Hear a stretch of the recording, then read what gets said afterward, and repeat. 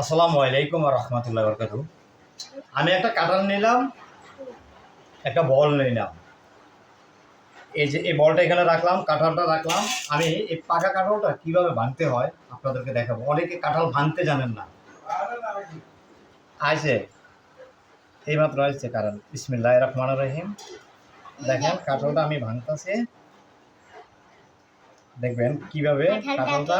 এই যে দেখেন কাঁঠালটা কিভাবে ভাঙতে হয়। এই যে আপনাদেরকে কোয়াগুলো দেখাই। বিসমিল্লাহির রহমানির রহিম।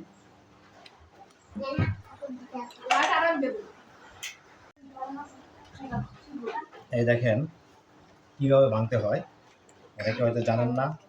কাঁঠাল ভাঙা একদম সহজ আপনার। এই দেখেন,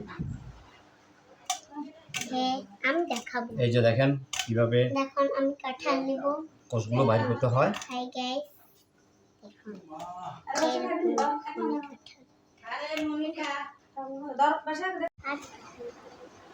বজন ওই